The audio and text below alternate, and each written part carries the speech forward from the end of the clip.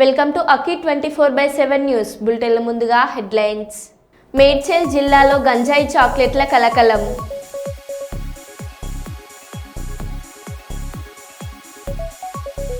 తిరుమలలో food safety అధికారుల తనిఖీలు.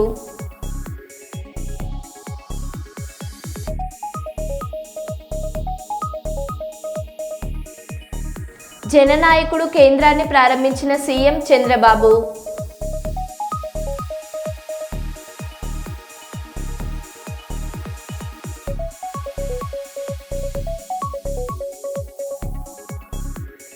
మావోయిస్టు కుటుంబానికి నిత్యావసర సరుకులు అందజేసిన డీసీపీ రాజమహేంద్ర నాయక్.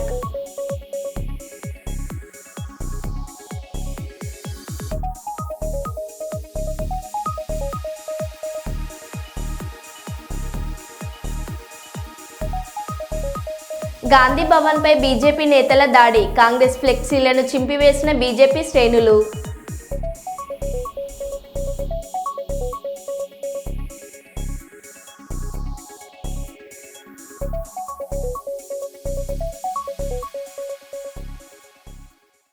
ఇక వివరాల్లోకి వెళ్తే, శ్రీకాకుళం జిల్లా ఆంధ్రప్రదేశ్ రాష్ట్ర తెలుగుదేశం పార్టీ శాసనసభ్యులు కింజారపు అచ్చెన్న నాయుడు ప్రాతినిధ్యం వహిస్తున్న టెక్కలి నియోజకవర్గం కోటబొమ్మాలిలో గల తెలుగుదేశం పార్టీ కార్యాలయం వద్ద నుండి ప్రత్యేక బస్సులో అభిమానులు, పార్టీ కార్యకర్తలు విశాఖపట్నంలో జరిగిన ప్రధాని నరేంద్ర మోడీ సభకు భారీ సంఖ్యలో పోటెత్తారు. సభకు హాజరైన అభిమానులకు, కార్యకర్తలకు ఆహారం, త్రాగునీరు, భద్రత వంటి కనీస అవసరాల దృష్ట్యా ఎటువంటి ఇబ్బందులు తలెత్తకుండా రాష్ట్ర మంత్రి వర్యులు కింజారపు అచ్చెన్న నాయుడు అన్ని ప్రభుత్వ శాఖలకు తగు ఆజ్ఞలు జారీ చేసి అన్ని రకాల ముందు జాగ్రత్తలు చర్యలు చేపట్టారు.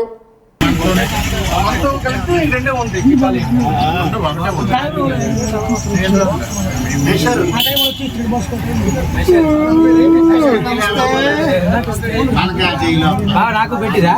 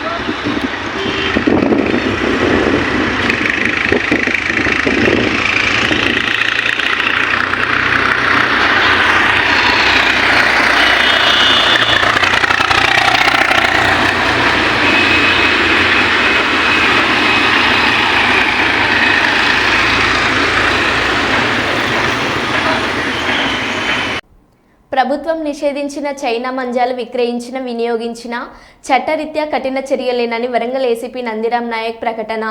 గాలిపటాలు విక్రయదారులు అమ్ముతున్న నైలాన్ సింథటిక్ దారాలతో తయారు చేసిన చైనా మంజాలు మనుషులతో పాటు పక్షులకు కూడా ప్రమాదకరమేనని పేర్కొన్న వరంగల్ ఏసీపీ నందిరాం నాయక్ పర్యావరణ విపత్తుకు కారణమయ్యే ఈ చైనా మంజాలు విక్రయాలు వినియోగంపై ప్రత్యేక దృష్టి పెట్టిన వరంగల్ పోలీసులు నేడు వరంగల్ సిపి ఆదేశాల మేరకు వరంగల్ ఏసీపీ నందిరాం నాయక్ ఆధ్వర్యంలో పతంగుల షాపులపై పోలీసు అధికారులు దాడులు.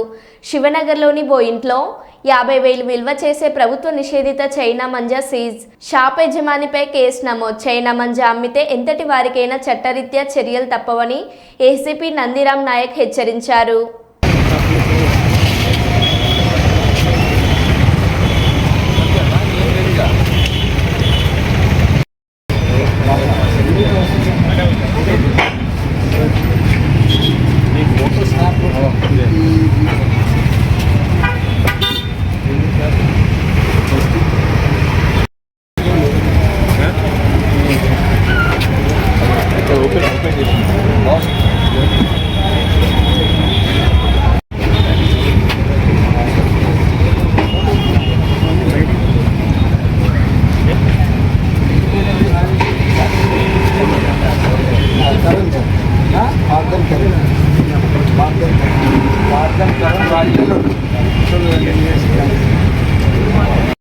మా సిపి గారి ఆదేశాలతోని మిల్స్ కాలనీ పిఎస్ లిమిట్స్ శివనగర్లో కలువల రాజేష్ ఇంటి పైన మరి చైనా మాంజాలు ఉన్నాయన్నటువంటి సమాచారంతో మా మిల్స్ కాలనీ ఎస్ఐ సురేష్ అండ్ వారి టీము ఆధ్వర్యంలో రైడ్ చేయడం జరిగింది.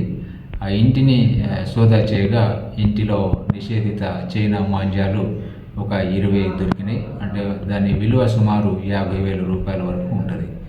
వాటిని స్వాధీనపరుచుకొని అతనిపైన కేసు నమోదు చేయడం జరిగింది. సో ఈ సందర్భంగా వ్యాపారస్తులకు పోలీసు వారి విజ్ఞప్తి ఏంటంటే, ఈ ప్రమాదకరమైనటువంటి చైనా మాంజాలను ప్రభుత్వం నిషేధించింది. సో నిషేధించినటువంటి మరి ఈ మాంజాలను మరి ఎవరైనా విక్రయించినా, అదేవిధంగా స్టోర్ చేసినా, వారి పొజిషన్లో ఉన్నా కూడా చట్ట ప్రకారం నేరము. డెఫినెట్గా వాళ్ళపైన మరి కేసెస్ నమోదు చేసి యాక్షన్ తీసుకోవడం జరుగుతుంది. అదేవిధంగా ప్రజలకు పోలీసు వారి విజ్ఞప్తి ఏంటంటే, ఈ ప్రమాదకరమైనటువంటి మాంజాలలో కాకుండా సాధారణమైనటువంటి పతంగులను ఎగిరేసి వచ్చేటువంటి సంక్రాంతి పండుగను ప్రశాంతంగా జరుపుకోవాలని చెప్పేసి మా యొక్క విజ్ఞప్తి. Thank you. తిరుపతిలో ఫుడ్ సేఫ్టీ అధికారుల తనిఖీలు. నాణ్యత ప్రమాణాలు పాటించని హోటళ్లపై క్రిమినల్ కేసులు నమోదు చేస్తామని ఫుడ్ సేఫ్టీ అధికారులు హెచ్చరిక.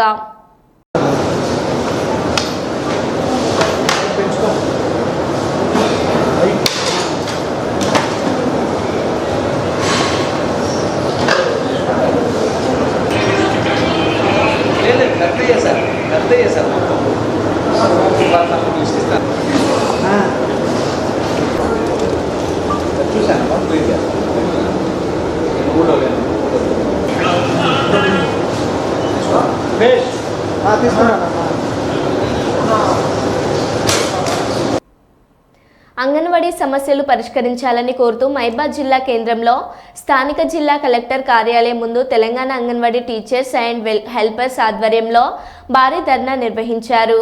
ఈ ఆందోళన కార్యక్రమానికి ముఖ్య అతిథిగా హాజరైన ఏఐటియుసి జిల్లా అధ్యక్షుడు B Ajay Sarathi Reddy, Telangana anganwadi teachers and helpers association జిల్లా ప్రధాన కార్యదర్శి ఎల్లారేశ్వర్లు మాట్లాడుతూ అంగన్వాడీలకు గౌరవ వేతనం 26,000 రూపాయలు ఇవ్వాల్సిందేనని డిమాండ్ చేశారు.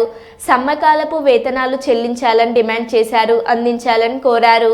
ఈ ఆందోళన కార్యక్రమంలో చిర్ర లక్ష్మీ నరసమ్మ, ఎల్లారేశ్వరి, లలిత, సౌమ్యశ్రీ, పద్మ, శివమ్మ, బి పద్మ, సరిత, భానుమతి, స్వప్న, మహాలక్ష్మి, దాసరి కవిత, రమ, రాజ్యలక్ష్మి, సక్కుబాయి, శారద, యాకలక్ష్మి, పెరుగు కుమార్, వెలుగు శ్రావణ్, కేదాసి, రమేష్, నక్క నాగార్జున, వికాస్, వెంకటేష్, డి రమేష్ తదితరులు పాల్గొన్నారు.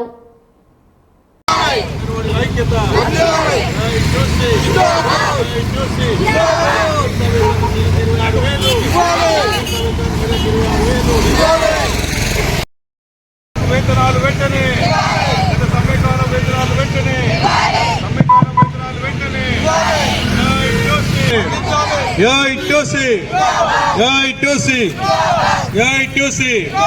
అంగన్వాడీల కనీస వేతనం 26,000 వెంటనే 26,000 వేతనాన్ని వెంటనే ప్రభుత్వ ఉద్యోగస్తులుగా వేతనం పేరుతో మేము అంగన్వాడీ ఉద్యోగులుగా పనిచేస్తున్నాము. తక్కువ జీతం ఇచ్చి వెట్టి చాకిరీ చేయించుకుంటారు మాతో. మేము 24 రోజులు సమ్మె కూడా చేసాం. ఆ జీతం ఇంతవరకు మాకు రాలేదు. సీతక్క గారు మేము సమ్మె చేస్తుంటే మీకు జీతం పెంచుతామని చెప్పారు, హామీ కూడా ఇచ్చారు మా వాళ్ళకి. ఇంతవరకు మాకు ఆ హామీ నెరవేర్చలేదు. ఆమె వచ్చి మా కష్టాలు ఏదో తీరుస్తారనుకున్నాం. మాకేమీ కష్టం తీరకపోగా మాకు పని ఎక్కువ అయింది. ఇంకోటి ఏంటి అంటే పొద్దున నుంచి పిల్లలతో నలుగురున్న స్కూల్ టీచర్కు మాకంటే ఎక్కువ జీతం ఇస్తారు. మేము 10 మందిని గర్భిణీలను బాలింతలను వాళ్ళకు టీకాలని వాళ్ళకు పని మాకు ఎక్కువ పని చేయించుకుంటూ కూడా మాకు అదే 13,600 రూపాయలు ఇచ్చి మాకు పోపు గింజలు లేవు, పసుపు లేదు, ఉప్పు లేదు, కారం లేదు, ఏమీ టైంకి రావట్లేదు. గుడ్లు ఒకసారి ఇచ్చి 4 రోజులు గుడ్లు రావు. నెలలో మేము గుడ్ల గురించి కానీ దేని గురించి కానీ సరైన ఇది మాకు లేదు. ఫీడింగ్ మొన్నటి నుంచి మాకు అసలు ఇప్పుడు గత నెల నుంచి మాకు పోపు గింజలు అన్నది ఫీడింగ్ అవ్వట్లేదు సరైన ఇది. మాకు ఇంటికి రాయిలు లేవు సరిగ్గా. ఎప్పుడు నుంచి రావట్లేదంటే పోయిన మనకు కాదమ్మా మనకు 2004 నుంచి 2 నెలలు ఏమో వేశారు ఇప్పటికి గ్యాస్ బిల్లులు. ఇంతవరకు ఇక మళ్ళీ ఏం లేదు. 6 సంవత్సరాల నుంచి 2 సార్లు వచ్చినాయి, ఇంతవరకు రాలేదు. కరోనా నుంచి గ్యాస్ బిల్లులు. మాకు ఇంటి అద్దెలు కూడా సరిగ్గా ఇళ్ళు దొరకట్లేదు. తండాలలో పక్కా బిల్డింగులు ఒకటి కట్టించాలి. వాటర్ సౌకర్యం ఉంది, కరెంటు సరిగ్గా లేక వాటర్ కూడా సరిగ్గా రావట్లేదు. వాటర్ ఉండి కూడా. ఇంకోటి ఏంటంటే మాకు అటో ఇటో మేము పెట్టించుకుంటున్నాం కరెంట్ ఏదన్నా అని వాళ్ళు చెప్పినంత మాత్రాన టైంకు కరాగా పిల్లలకి మాకు ఫ్యాన్లని అవని మామూలే పెట్టించుకోమంటారు. కానీ కూర్చోడానికి గర్భిణీలకు కానీ వాళ్ళు వచ్చి నెలలు నిండిన వాళ్ళు కూర్చోడానికి మాలేదు. ఇక వాళ్లకు నీ చెప్తారు కానీ సరైన ఇవి మాత్రం లేదు. పెట్టాలి వాళ్ళకి పోషకాహారం ఇవ్వాలి ఇబ్బంది అంటారని ఏమీ లేదు. అవి ప్రభుత్వం టీఏడీఏలు కానీ ఈ వచ్చే బిల్లులు కానీ సకాలంలో మాకు అందించి మాకు సహకరిస్తే మేము మంచిగా చేయగలుగుతాం. మాకు జీతాలు కూడా 26,000 చేయాలి, ఆయాలకు 21,000 చేయాలి. ఎందుకంటే వాళ్ళు కూడా కష్టపడుతున్నారు. వాళ్ళ పిల్లలు టీచర్ అసోసియేషన్ ఆధ్వర్యంలో అనేక డిమాండ్ల సాధన కోసం చెలో కలెక్టరేట్ ఆందోళన కొనసాగిస్తూ ఉన్నాం. ముఖ్యంగా మరి గత 10 సంవత్సరాల బీఆర్ఎస్ ప్రభుత్వానికి మరి అంగన్వాడీలు అనేక సందర్భాల్లో అనేక డిమాండ్లను ప్రధానంగా కనీస వేతనంతో పాటు ఇతర సమస్యలను నివేదించడం జరిగింది. అయినా కూడా పునరుద్ధం స్పందించకపోవడంతో మరి సమ్మె చేయడం జరిగింది. ఆ సమ్మె సందర్భంగా 2023లో జరిగిన సమ్మె సందర్భంగా మరి అప్పుడు ప్రభుత్వం సంబంధించినటువంటి మంత్రులు యంత్రాంగం అంతా కూడా వచ్చి మేము మళ్ళీ అధికారంలోకి వస్తే ఈ యొక్క డిమాండ్ నెరవేరుస్తామని చెప్పడం జరిగింది ఒక వైపున. మరొక వైపున ప్రభుత్వంలో ఉన్నటువంటి కాంగ్రెస్ ప్రభుత్వం తరఫున ఆ రోజు మరి ముఖ్యమంత్రిగా ఉన్నటువంటి ఇప్పుడు ముఖ్యమంత్రి ఉన్నటువంటి రేవంత్ రెడ్డి గారు స్వయంగా వచ్చి అంగన్వాడీకి సంబంధించిన సమస్యలన్నీ కూడా పరిష్కరిస్తాం, మా ప్రభుత్వం వస్తే కనీస మరి దీర్ఘకాలికంగా పెండింగ్ లో ఉన్నటువంటి సమస్యలన్నీ కూడా పరిష్కారం చేస్తామని చెప్పడం జరిగింది. మంత్రి సీత కూడా ఈ సమ్మె సందర్భంగా స్వయంగా మరి వారు ఎమ్మెల్యేగా ఉన్నప్పుడు కూడా వచ్చి చెప్పినారు. ఇవాళ ప్రభుత్వం వచ్చి సంవత్సరం కావస్తోంది, అయినా కూడా అంగన్వాడీలకు సంబంధించినటువంటి ఈ యొక్క సమస్య కూడా పరిష్కారం కాలేదు. ప్రధానంగా రోజు పెరిగిపోతున్న ధరలు కూడా ఇవాళ మనం చూస్తూ ఉన్నాం. మరి వీళ్ళు ముఖ్యంగా అంగన్వాడీ టీచర్లు, ఆయాలు నిరంతరము అటు వాళ్ళకి సంబంధించినటువంటి పనులు కాకుండా ప్రభుత్వం సంబంధించినటువంటి సంక్షేమ పథకాలు లేదా ఇతర రకాల అన్ని కార్యక్రమాలు కూడా నిరంతరం నిర్వహిస్తూ ఉన్నారు. పనిభారం పెరుగుతూ ఉన్నది. ఉదయం నుండి సాయంత్రం వరకు పనిచేయటం కాకుండా మళ్ళీ వేరే ఏ కార్యక్రమాలు అది ప్రభుత్వ కార్యక్రమాలు అధికారికంగా జరిగిన వాటిలో కూడా పార్టిసిపేట్ చేయాల్సిన పరిస్థితి. ఇంత చాకరీ ఇంత సమయాన్ని కేటాయించి పనిచేస్తూ కూడా కనీసం లేక కేవలం 13,600 రూపాయలతోటి ఈ యొక్క వేతనంతో కుటుంబాన్ని కొనసాగించడం చాలా కష్టమవుతుంది. అందుకోసమే అనుగుణంగా కనీస వేతనం 26,000 అంగన్వాడీ ఇవ్వాల్సిన వచ్చేళ్ళకి 21,000 ఇవ్వాలని చెప్పి ఈ సందర్భంగా డిమాండ్ చేస్తున్నాం. సమయకాలం 24 రోజుల పాటు చేసే ఆ యొక్క వేతనాలన్నీ కూడా రాష్ట్ర వ్యాప్తంగా మరి వాళ్ళందరినీ కూడా మరి కట్ చేయడం జరిగింది. తిరిగి ఆ సమ్మెకాలపు వేతనాలను ఇవ్వాల్సిన బాధ్యత ఈ రాష్ట్ర ప్రభుత్వానికి ఉన్నది.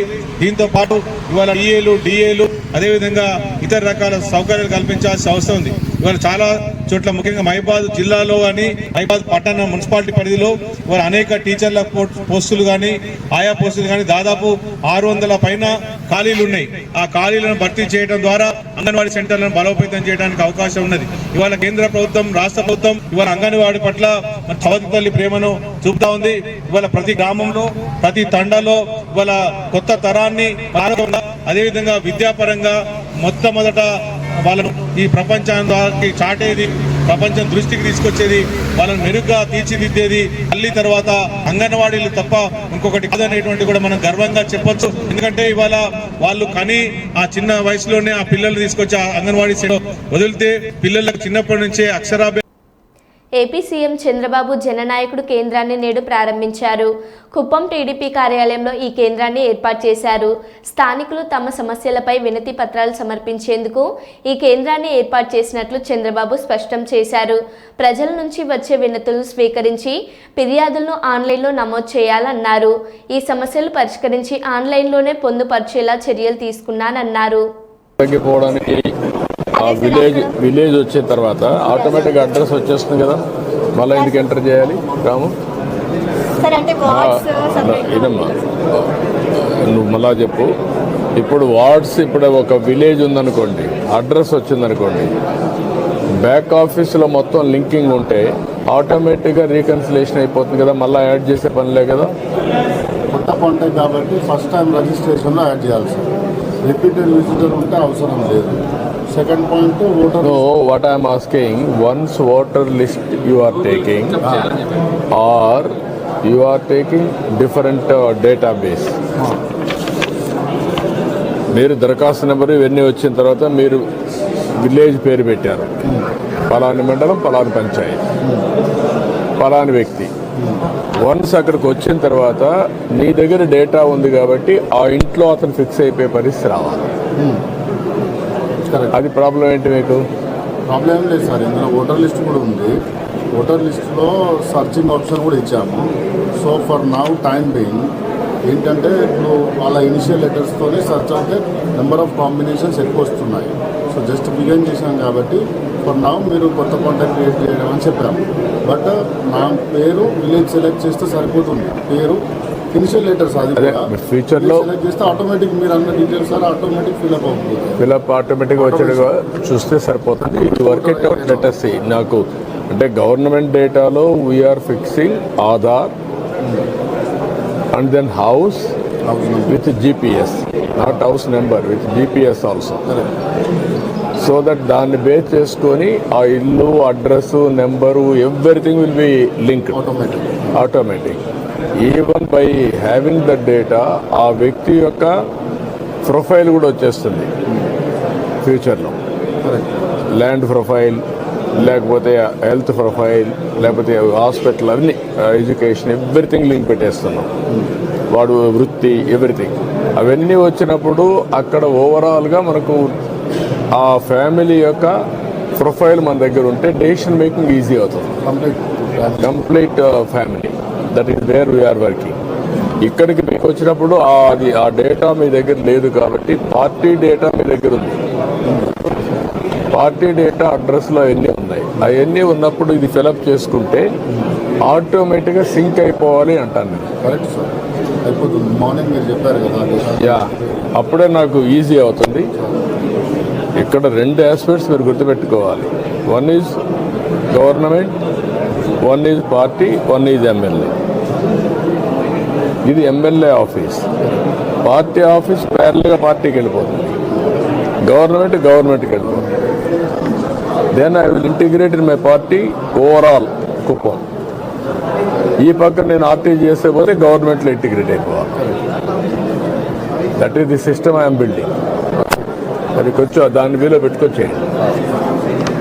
కేటీఆర్ పై రఘునందన్ రావు ఫైర్. ఇన్వెస్టిగేషన్ కి సహకరించండి, లేదా హైకోర్టు తీర్పు నచ్చకపోతే సుప్రీంకోర్టుకు వెళ్ళండి. దొంగల వెంబడి వకీల్ రారు. 10 సంవత్సరాలు అధికారంలో ఉండి చేయని తప్పులకు అందరినీ అరెస్ట్ చేశావు రఘునందన్ రావు. నన్ను రోడ్డు మీద ఆపి పట్టుకపోయి ఎమ్మెల్యే అని కూడా చూడకుండా కాలు చేతులు పట్టి గుంజుకపోయి పోలీస్ స్టేషన్లో వారేసారు. ఆ రోజు పోలీసు వాళ్ళు మంచోళ్ళు ఎట్లా అయ్యి ఇలా నేను ఠానాకు రమ్మంటే నాకు వెనకాల 10 మంది వకీలు కావాలని అడుగుతున్నాడు ఆయన. ఏం తప్పు చేయకపోతే నువ్వు కడిగిన ముత్యమే అవుతుంది, కేసు లొట్టపీస్ కేసే అయ్యే, మరి ఎందుకు భయపడుతున్నావు కేటీఆర్? ఇలా హైకోర్టు కూడా ఎఫ్ఐఆర్ని కొట్టేయమన్న మీ వాదనని కొట్టేసింది. అంటే దాని అర్థమైంది, మీరు ఇన్వెస్టిగేషన్కి సహకరించుండ్రి, లేదా హైకోర్టు తీర్పు నచ్చకపోతే సుప్రీంకోర్టుకు పోండ్రి. ఇదే కేటీఆర్ గారు వారం రోజుల కింద ఇంకో మాట అన్నాడు, జైలుకు పోతే ఏమవుతుంది, జైల్లో మంచిగా వాకింగ్ చేస్తా, యోగా బాగా చేస్తా, ఇంట్లో నాకు మనశ్శాంతి లేదు, మా నాయనో దిక్కు, మా చెల్లో దిక్కు, మా బావో దిక్కు నన్ను బాగా రాసి రంపాన పెడుతురు, జైలుకు పోతే ప్రశాంతంగా ఉంటా, గట్టిగా తయారై వచ్చి పాదయాత్ర చేస్తా అన్నాడు. పోయిరాండి, మరి జైలు కూడా ఎట్లుంటుందో చూసిరాండ్రి. ఒక దిక్కేమో తప్పు చేయలేదంటాడు, ఒక దిక్కేమో అవినీతి జరగలేదంటాడు, ఇంకొక దిక్కు మోడీకి, ఈడీకి, బోడీకి దేనికి భయపడ్డా అంటాడు. మరి వీళ్ళకి ఇంతెందుకు భయపడుతున్నారు? రావన్నా సల్జరం వచ్చినాడు వణికినట్టు వణుకుతుండు. కావాలంటే మా మనోహరాబాద్కి వెళ్ళి ఇద్దరు డాక్టర్లను కూడా పంపిస్తాం.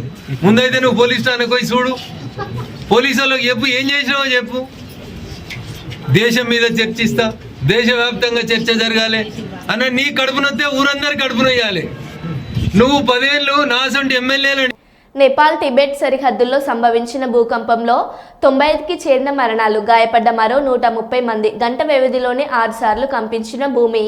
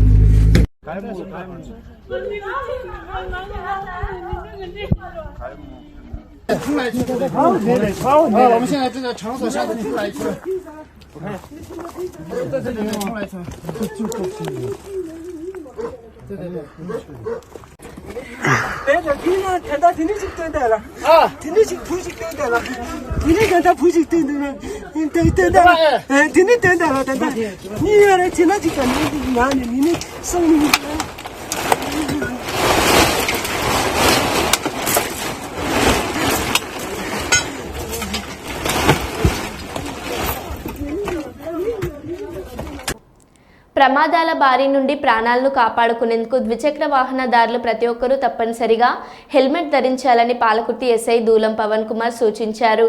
జాతీయ రోడ్డు భద్రత వారోత్సవాలలో భాగంగా వరంగల్ సిపి అంబర్ కిషోర్ ఆదేశాల మేరకు పాలకుర్తి మండల కేంద్రంలోని రాజీవ్ చౌరస్తాలో ద్విచక్ర వాహనదారులకు అవగాహన కల్పించారు. హెల్మెట్ ధరించి వాహనాలు నడపాలని గులాబీ పువ్వును అందజేశారు. ఈ కార్యక్రమంలో head constable Rajireddy, constable Raj Kumar, police సిబ్బంది తదితరులు పాల్గొన్నారు.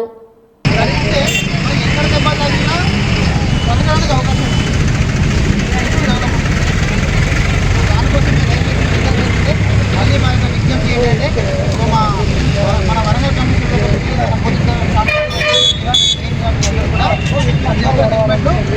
ధరించండి, ప్రాణాలను మీరు రక్షించుకోండి, కుటుంబాలను మీరు ఎవరిని గడుస్తుంది.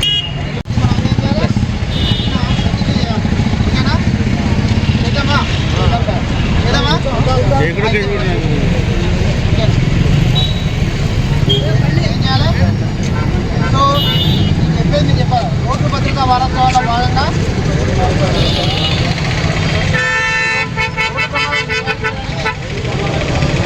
మా వంతు బాధ్యతగా మేము ఎప్పుడు బైక్ నడిపిన హెల్మెట్లు తప్పనిసరిగా వాడతాము. అంతా కూడా ఎవరి కోసం? మన ప్రాణాల కోసం. స్కూల్లో కావాలి, హెల్మెట్ కావాలి కాబట్టి హెల్మెట్ పెట్టుకోవాలి ప్రతి ఒక్కరు. లేకపోతే మాత్రం పట్టుకుంటే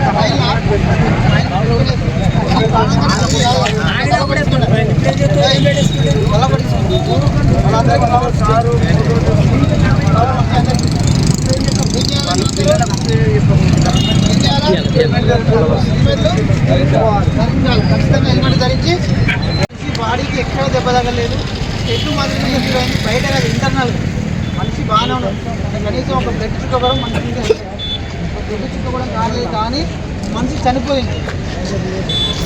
ఎందుకు చనిపోయిందో చెప్పండి.